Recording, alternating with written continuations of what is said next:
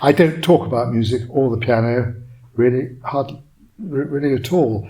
One or two former students sort of seek me out and they want to play things through to me or discuss a particular thing, but even now I'm a little bit hesitant.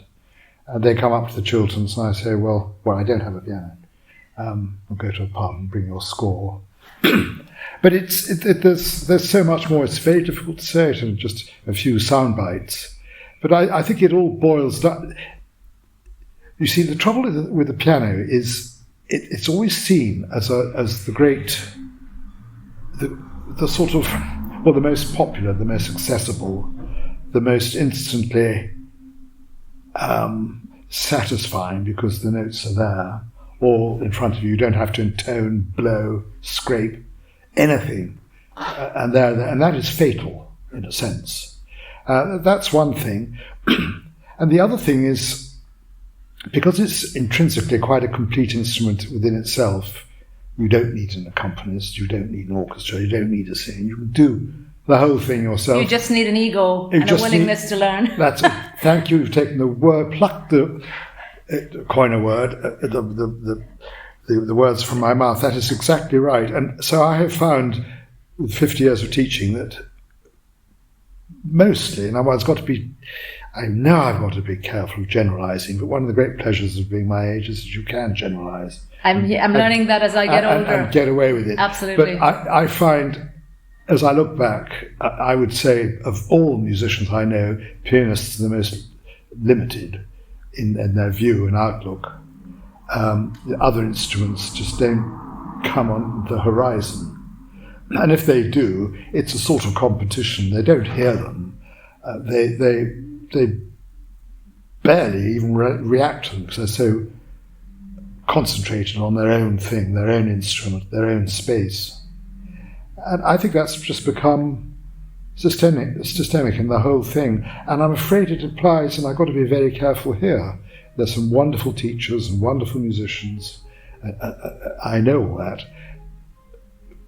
But broadly speaking, my experience is that it's all highly competitive, not only for their students, but between themselves, and for enhancing their own reputations and on the talent, or that's another word that's misunderstood, the ability and the gifts of their students. This word talented is so gravely misunderstood. Have you anybody talented? You know, some people can be very talented at cleaning. Lacking in that talent to the detriment of their life and by extension their musical. Of course. I mean, if you're unkempt and disorganized and chaotic in those domains, or lacking in talent, your piano playing can only be that good before it's also disorganized. And I mean, somewhere there's a connection, and it's the ego connection there. I mean, who wants to say my only talent is cleaning? It's a lot more appealing to wear your musical talent as a badge of honor, as your main feather in your cap, to say, oh, I'm a pianist. That's so much more impressive than saying I'm a cleaner. It's a double-edged sword, yes, on which the whole business is built of music. The trouble about performing, and what are the performing professions? Well, I can only think of two basically, which are acting and musicians, and of course. I can't think of acrobats, ice skaters, but that's all performing, really. There's a sport element there too. There's a sport element, yes, certainly. And too much of a sport element in the classical music too. I always try to... I think that's become very much prevalent these days. But also the public see talent, because it's in public, you know, a talented writer or a talented painter, well, of course, they can do they can produce their works of art in private. But the performer can't. The performer has to do it in the moment. Well, with classical performance, it's probably because we've gone from being a culture of composers who play or perform to being just composers or just performers, to the point of being literally conservatory, factory-trained performers with the creative aspects being eventually over time eroded. Well, this is why... That's not to say us pianists are not... I mean, obviously that's not true.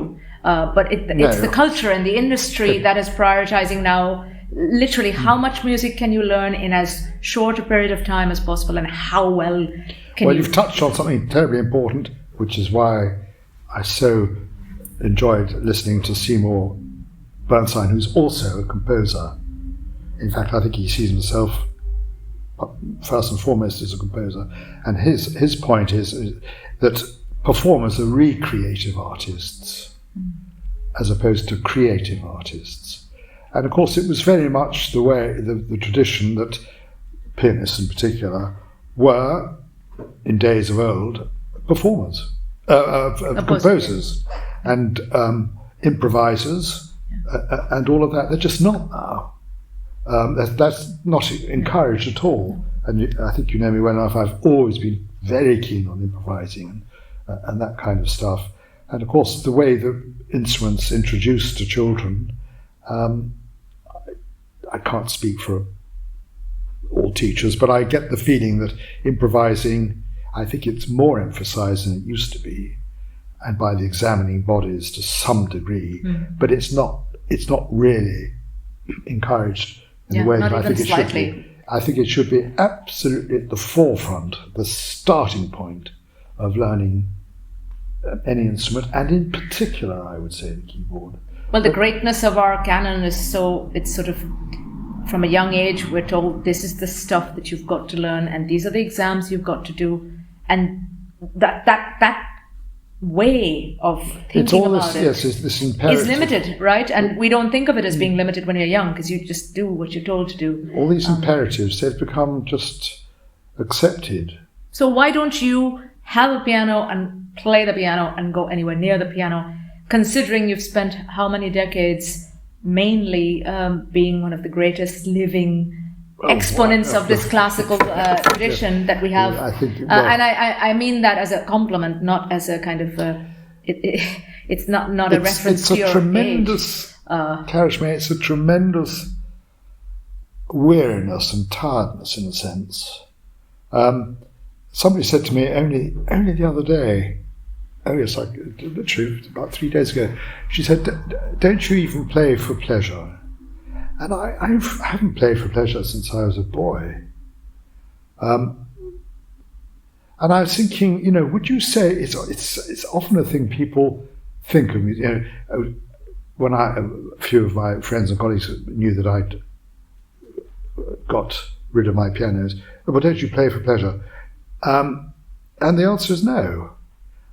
I don't, and I don't have any particular need to. And I was thinking, am I being a little perverse, or am I really being honest about this? And I really do think about it, but I was thinking, would you say to an actor, do you ever act for pleasure? That's a great point. Maybe some of them would say, yes, I do actually, and I wake up with the excitement that I was put on this earth to act, and I get to do this as a job. Yes, but that's not the same as act. I mean, do you, in private, do you act for pleasure? That's a great point.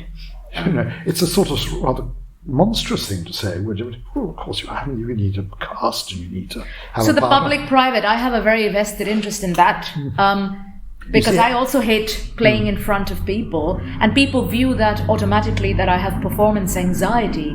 It's not necessarily anything to do with being anxious or nervous. It's to do with not enjoying playing in the same way I wouldn't necessarily enjoy doing a striptease in public. I don't enjoy playing the piano for random people who I don't know very well. It's not necessarily about nerves. Maybe it's a bit about nerves, but it's also public. You're touching on, yes, well, I increasingly felt in my career that I was doing something intensely private and public, which really I had to fight against. And I developed mechanisms, in particular the showman thing, and people, it's often remarked that, I'm good in, and I do feel comfortable on stage, there is that, but I hid behind that very comfort. The private me hid behind the public persona. Does it influence the choice of music that you eventually grew to be associated with? That idea of some things you keep And that's where, when you're teaching amateurs and older people and things, you get to explore the private aspects of your musical life in a different way. You get to share some of the vulnerabilities with others who have vulnerabilities of their own that they're not going to be able to share because they're not professional pianists. There's a kind of trading off that the public audiences get one Philip Fowke, and then your students experience a different kind of... I was much more at ease with my students, I think, than the public in one sense. But I think there are other things which are kick in, and I've increasingly felt over the years that performing music involves acting. Mm-hmm. You mentioned acting. Yeah. Now, I think there are many musicians performers who would not agree with that, and I would respect and understand that. But for me, acting was involved where I played pieces for which I had no empathy or particular interest or real understanding even. But I had to act the interpretation, which is what actors have to do. And I see nothing wrong in that.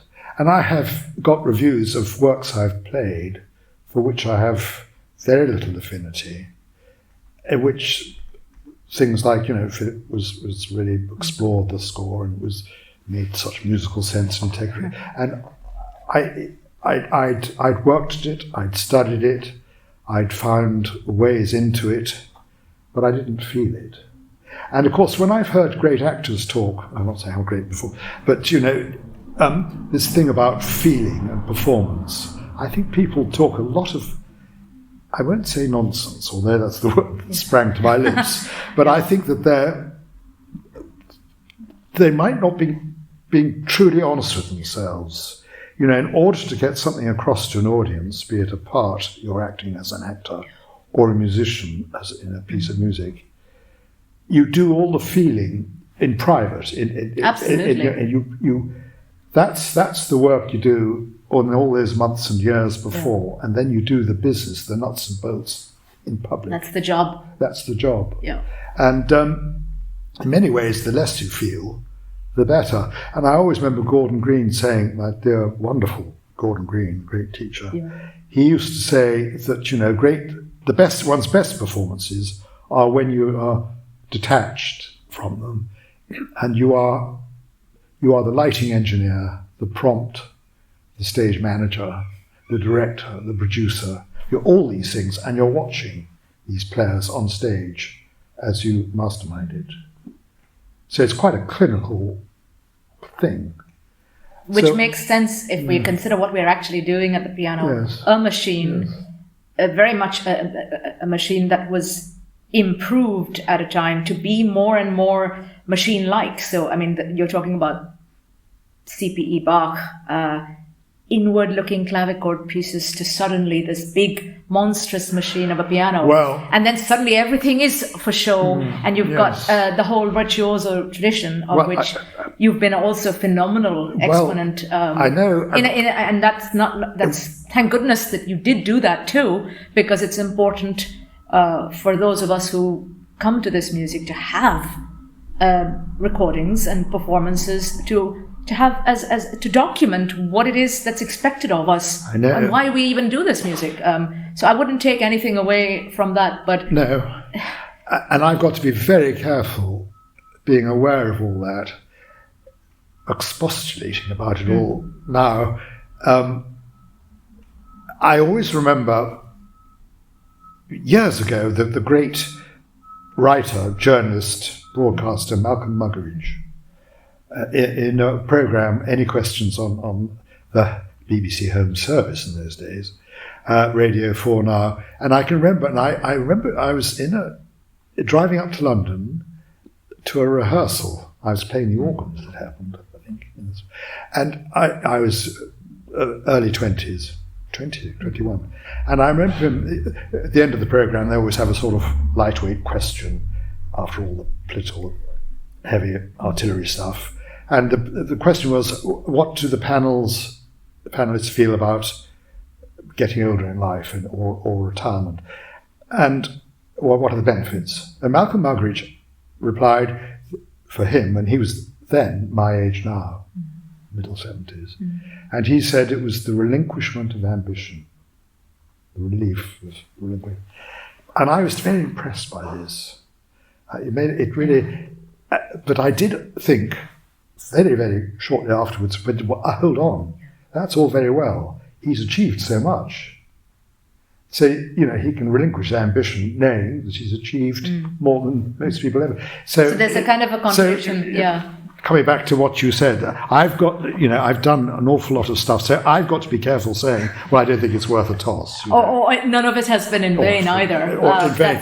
But at the don't worry. I have to ask you one final. I'm conscious of time. Yes, well, so am I. But it's a good question to ask.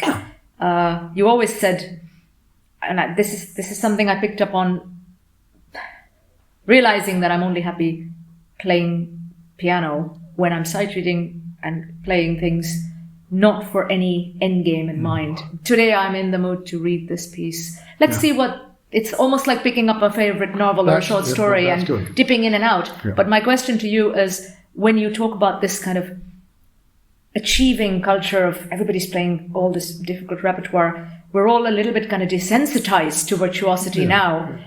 How do you then, what has helped me is trying to choose music that isn't that, and that doesn't make, it's like fitting into a corset rather than wearing a comfortable hoodie. I want to just be in stretch pants and a hoodie. How do you find comfort through day-to-day music making, especially for people who are striving? It's very, very simple. For me, the secret is silence.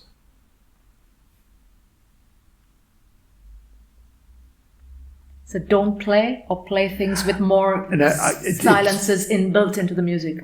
I have no desire to play at all. It might be just a sort of a reaction to the last 50 odd years. A life of notes. But the one thing I do enjoy doing is accompanying Gregorian chant on the organ. I enjoy that very, very much.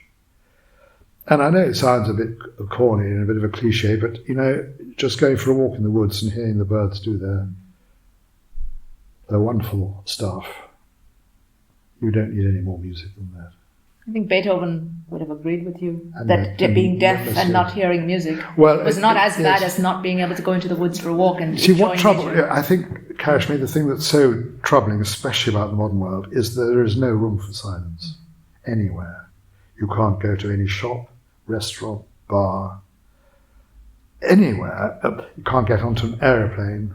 There's just all the time this awful, insidious, poisonous stuff being fed into your ears, and young children, babes in arms. They don't stand a chance. And then, of course, also with this social media, things bleeping. Well, the inability, I'm guilty of this, the inability, the reason I still enjoy reading Victorian literature is it's the only time I can't have my headphones on listening to either music or a podcast. It's the only time I have to be quiet and read in silence with nothing in the ears. All of our generation are kind of, we can't function unless we've either got a podcast or background music. Yeah. It used to be the radio, so I don't think it's suddenly this technology is the only thing to blame.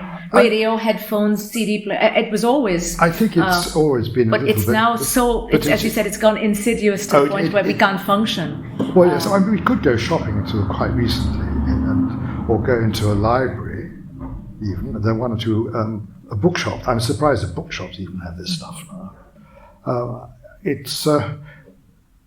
Talk about being desensitized.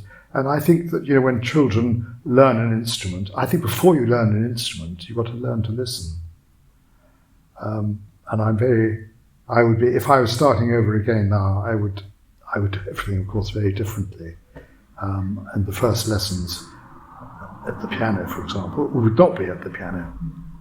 They'd be away from the piano, trying to get the child to just like in the room, which is a very quiet room, but if we sat still for 1 minute, we'd hear a few noises. A little whining noise of some air conditioning, whatever it may be, and just see. We could write down on a piece of paper, what do you hear? That's a philosophy of teaching music that we'll probably need to think seriously about. And to be still, because the two things go to be still, you hear more. You've got me to sit still for the last 25 minutes or so, so I think you're already imparting that philosophy, and you've done that for me for many years, moving more and more away from the noise and the piano and the practice and the memorizing. Yes. Then stop all the time being so busy with the music teaching. Then eventually stop being so busy in your head. Busy inside, yes, and busy physically. It's fabulous, and I have only by virtue of having you as a kind of, I wouldn't even say a constant presence. It's more like a menacing presence to say stop and be silent. It's important. Or else. Or else.